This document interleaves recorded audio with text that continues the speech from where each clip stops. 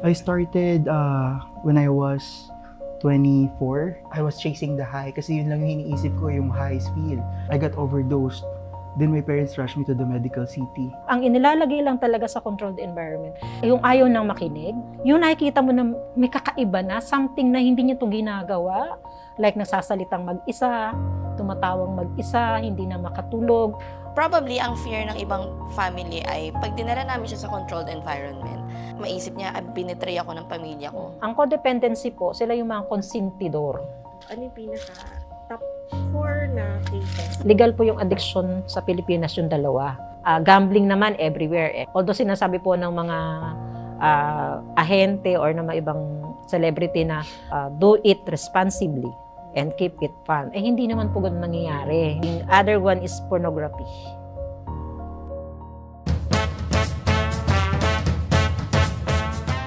Ayan, hello sis. So, introduce ko kayo. This is Miss Eva.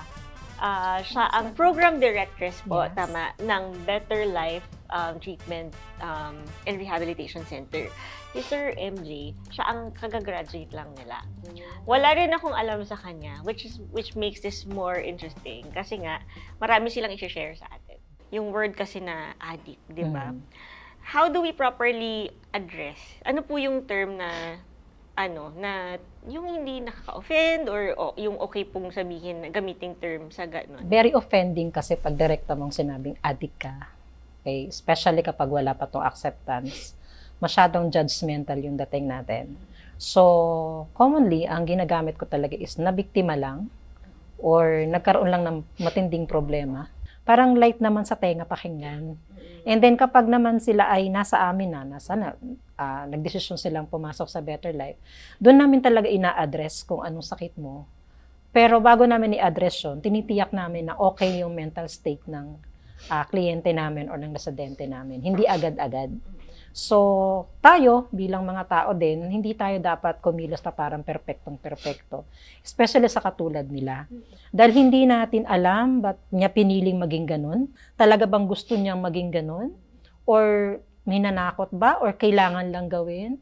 So, hindi kasi natin pwedeng husgahan agad yung tao sa panlabas mo lang na yung surface lang ng problema. Ano po yung mga common forms na nakikita niyo po sa Ang inilalagay lang talaga sa controlled environment, yung hindi na kayang, yung ayaw nang makinig, hindi na makontrolled, yung nakikita mo na may kakaiba na, something na hindi niya ito ginagawa, like nasasalitang mag-isa, tumatawang mag-isa, hindi na makatulog, maraming ginagawa na hindi niya dati ginagawa, o kaya naging bayolente, binebenta ang lahat ng gamit, nagiging sinungaling, huling-huli mo na ayaw pang umamin, or simpleng bagay, galit na galit, madaling uminit ang ulo. Yun yung nilalagay sa isang controlled facility.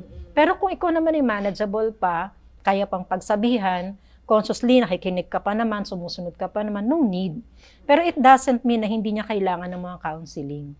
Okay. Kahit nakikita mong manageable pa yung tao, kailangan pa rin ng proper counseling. Kasi di ba nabanggit nyo na kapag totally nag-iibang tao na siya, kailangan ilagay na siya sa controlled environment. Probably ang fear ng ibang family ay pag dinala namin siya sa controlled environment, how would that person perceive us as his family? Di ba parang sa part niya, maisip niya, binitray ako ng pamilya ko, but tinurn over nila ako dito, di man nila hiningi yung consent ko. Normally, marami kaming naririnig na ganyan, na kapag dinala sa amin, galit na galit sa pamilya, didemanda namin kayo, mga ganyan, no? Pero kapag dumaan po sila doon sa panahon na naging kalmado ang lahat, nakakatulog na, nakakakain na, bigla po lang nare-realize na, ay, maling-mali pala ako. Mali pala yung inisip ko. Sagutin ko din yung isang tanong mo, ma'am, na paano namin i-address yun kung mahirap sa part ng family. Una, ako bilang acting program directress, ang una-una kong ginagawa kasi, ang binibigyan ko ng counseling, yung pamilya. Kasi sa totoo lang, Pilipino tayo Para ang hirap basta alpasan ng anak mo sa isang lugar na hindi ko kabisado, sinong kasama, anong kultura, anong ginagawa. Hirap nun. Ako bilang nanay, para ang hirap talaga magdesisyon kahit alam kong may malaki ng problema sa anak ko. So ako at kaming lahat ng mga staff and other professionals, ang ginagawa po namin, binibigyan muna namin ng proper counseling yung mga pamilya. Kasi kailangan nilang maintindihan yung tinatawag na tough love.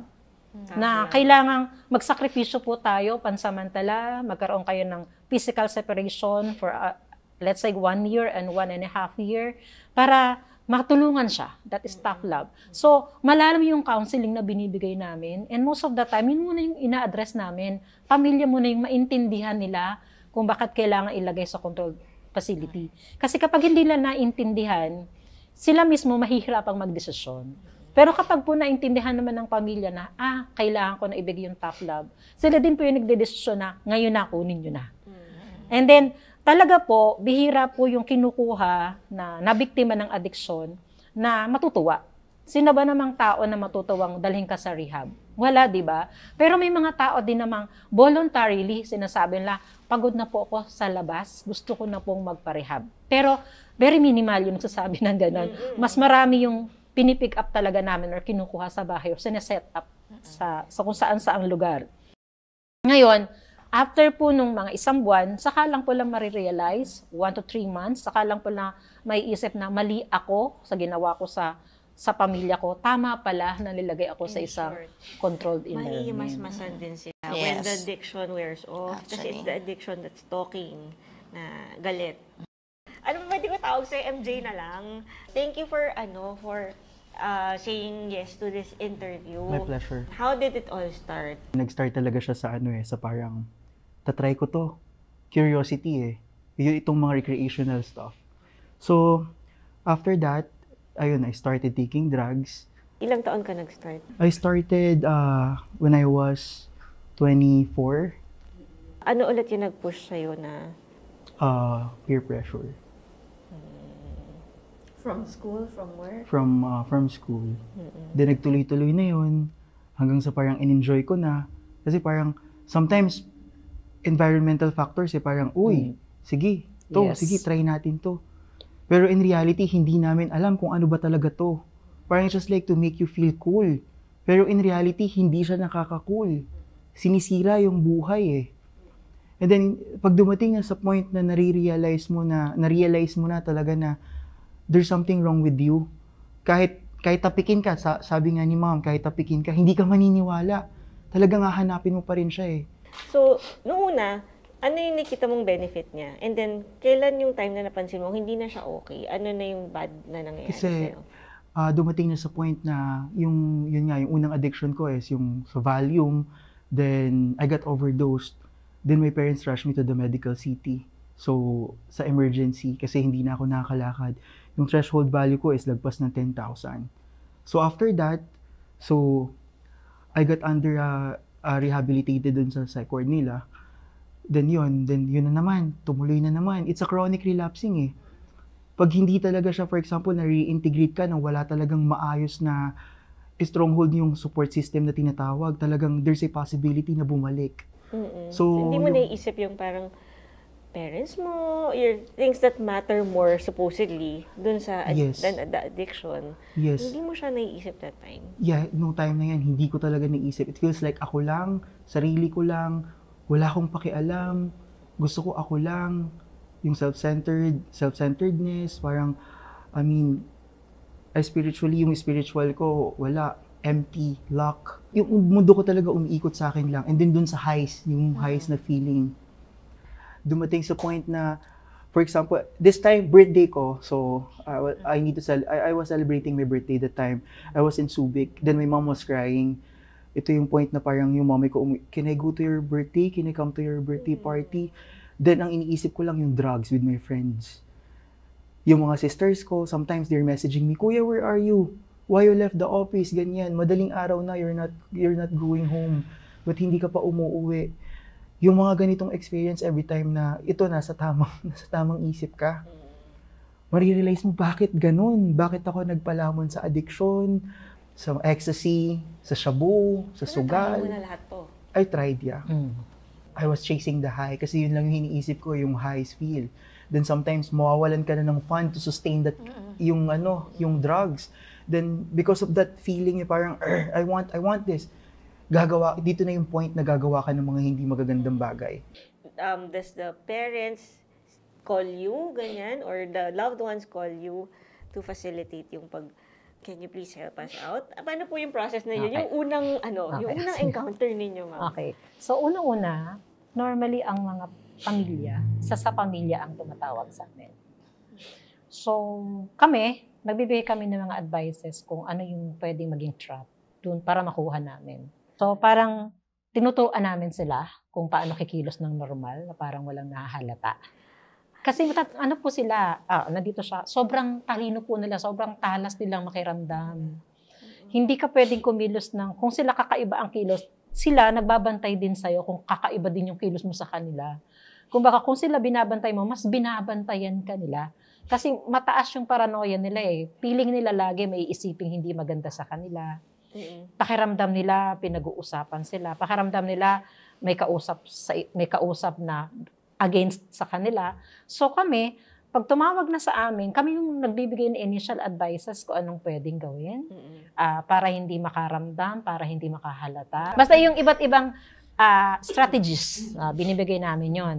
And then kapag nasa amin na, lima, pumayag yung pamilya, idalihin sa amin, doon pa lang po namin ilalatag yung nasa kontrata, ano yung mga treatment plan na kailangan namin ibigay, ano yung kailangang maintindihan ng pamilya, anong kailangang maintindihan ng residente sa amin. Marami. Kung pag pinag-usapan po natin ang programa ng rehab, iba-iba. Pero ang concept kasi namin is 70% faith-based and 30% TC. When we say faith-based, unang-una kasi, as pastor, ako pastor din kasi, ang nakikita ko kasi is kapag ang tao malayo sa Diyos, hindi ko sinasabing walang Diyos kasi masyado naman tayong judgmental, no?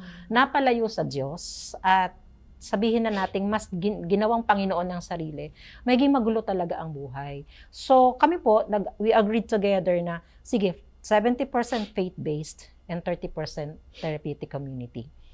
Kaya bakit po faith-based? Kasi kapag nakilala ng tao ang Diyos, paunti-unti nagkaroon silang maralim na realization kung sino ako sa harapan ng Panginoon at bakit kailangan ko ang Diyos sa buhay ko, hindi mo kailangan pilitin ang tao magbago.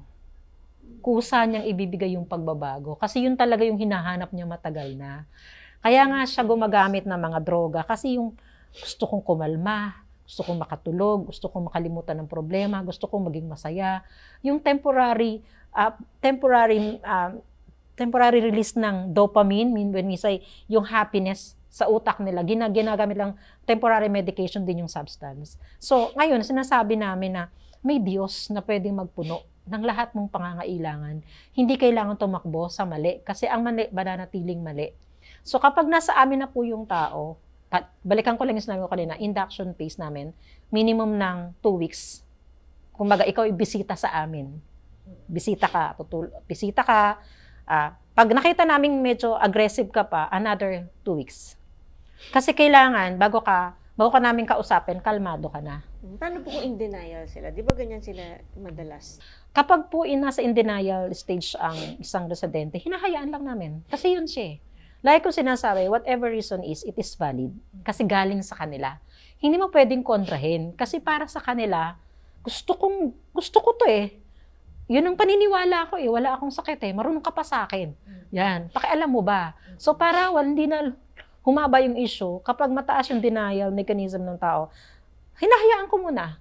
Hinahayaan ko hanggang unti-unti, pasok na tayo ng junior phase 2 program, junior phase 1 program na 3 months to 6 months, nandun na yung realization niya. Doon ko na ipapasok yung, sa tingin mo ba, wala ka talagang problema? Sino tatanungin ko? Kasi hindi kami pwede magsabing, ganyan ka. Kinakailangan, magtatapong kami ng tanong, and then hayaan mo silang sumagot. Let's say, sa tingin mo ba, dadalhin ka ng pamilya mo rito kung walang problema sa'yo? Then, allow them to realize na, oo nga no, kung hindi ako problema ng pamilya, bakit ako nandito? Pero MJ, nung time, nag-denial ka sigurado. Kasi ganun ka eh. Pero deep inside, alam mo tama sila. O naniniwala Before ka talaga kasi, dun sa hindi ka? Ito nga po yung sinasabi ko, yung stronghold. Yung utak ko is like iba pa. Like shrink pa siya eh. Hindi pa siya talaga well-formed dahil dun sa mga substance. So talagang sabi ko, bakit ako dadalhin dito? Kaya ko naman yung sarili ko eh. Bakit ako ipaparehab? I can live without these people. Ganun. Doon na pa sa atin, biglang ma-realize, bakit ganun, no? Dadating ka sa point na, oo nga, tama na. bakit ko kailangan magsinungaling? Bakit kong awayin yung pamilya ko? Bakit parang sila yung kailangan kong gawing kalaban? Bakit kakampi ko itong mga taong humahatak sa akin pababa sa pagbibisyo and all? Ganun yung ganun yung isip eh. Talagang in a denial. Halos lahat ng mga may substance na super for example, yung mga nasa high risk pa rin until now, lahat talaga sila in a denial. Wala talaga silang pag-amin. Papaniwalaan talaga nila is kung ano yung alam nila. It is really that bad kasi siya, na overdose na siya many times eh. So, ibig sabihin, hindi yan tama ba? Hindi mo na-realize na you could have died. Pwede ka na mamatay nung time na na-OD ka, pero bumabalik ka pa rin, no? Yeah. Walang kahit anong inch ng conviction na mali ako, parang guilt, mali na content. itong ginagawa ko, parang gano'n. Nung Walang time na gano'n. yun. During that stage na nandun ka, wala talagang, Dumadating sa point na may ganun. oh, Pero napangihimasukan ka pa rin nung pagkakaalam mo na alam mong tama dahil dun sa drugs. Kasi nga, yun nga yung brain anatomy ng isang tao is na-shrink and at the same time, yung chemical imbalance. So, hindi siya ganun kabilis, hindi siya ganun kabilis maayos. Hindi siya yung parang isang snap lang is automatically, he will be fine, he will be well.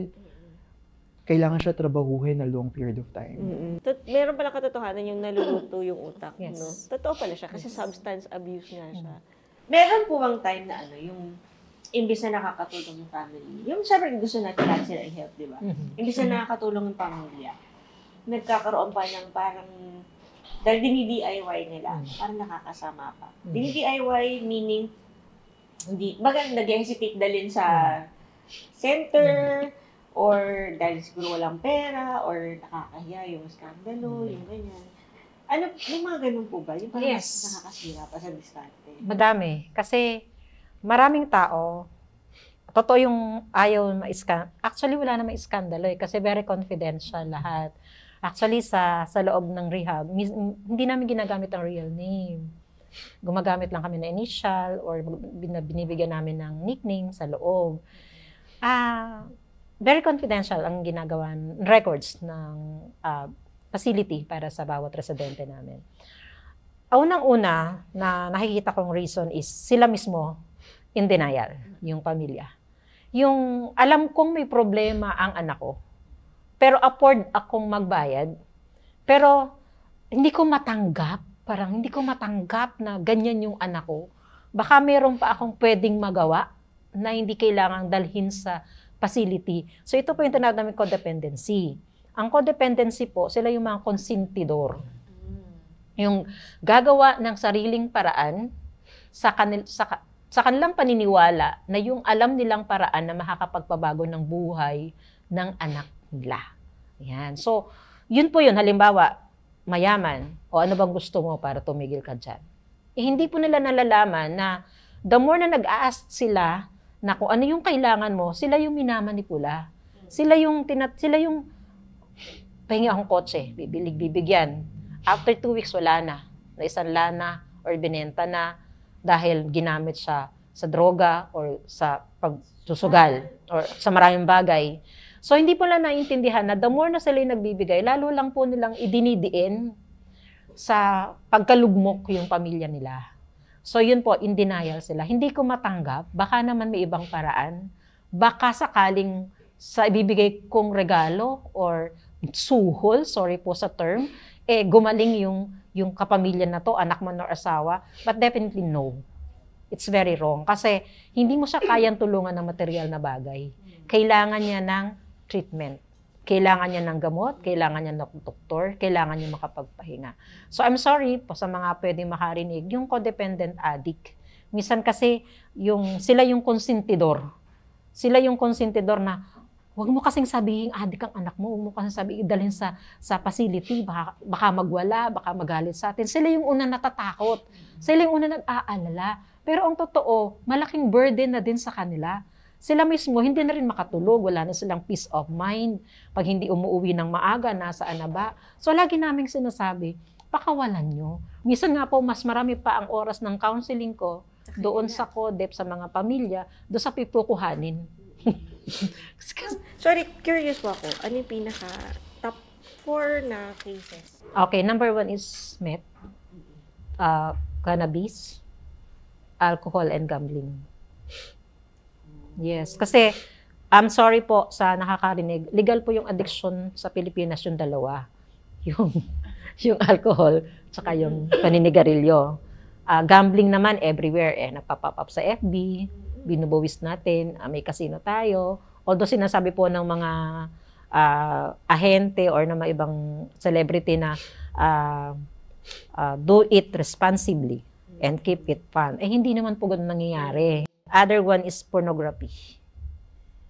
Kasi masyado exposed ang kabataan ngayon doon sa nakikita.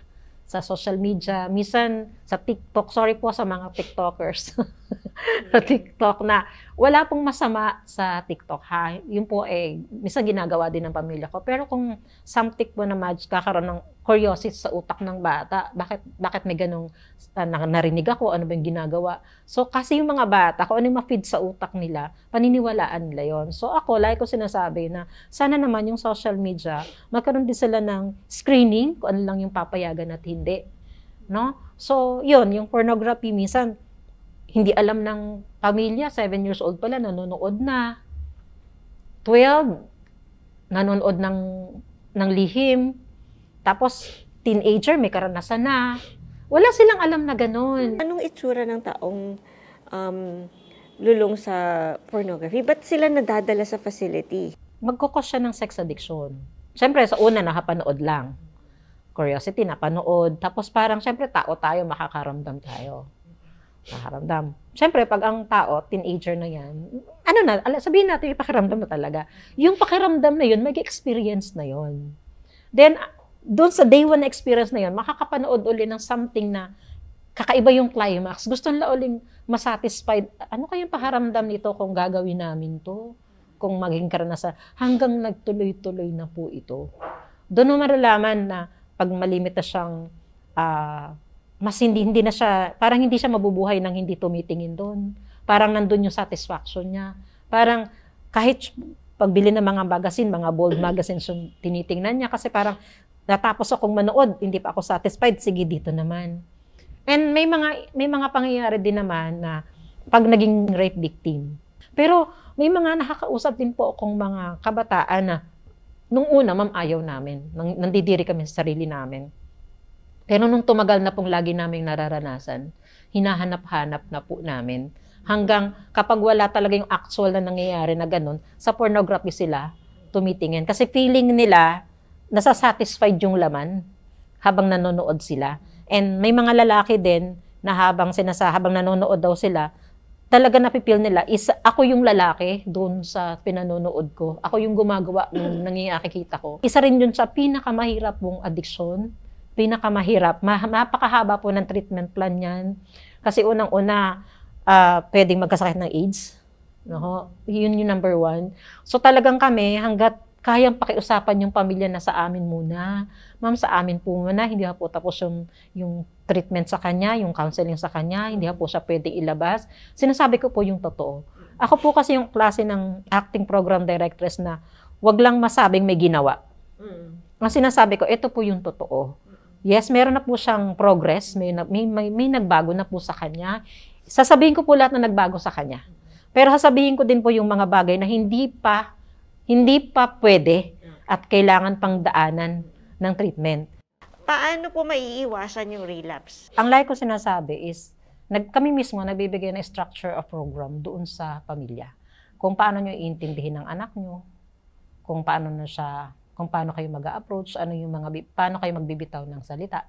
Especially kung ito ay special, people with special needs. Okay? May mga structure of program kami na binibigay kung paano sila iintindihin.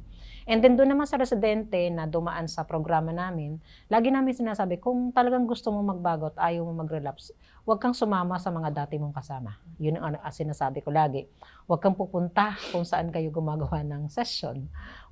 Do not provoke yourself. Huwag mong subukan ang sarili mo na tumikim at humawak uli.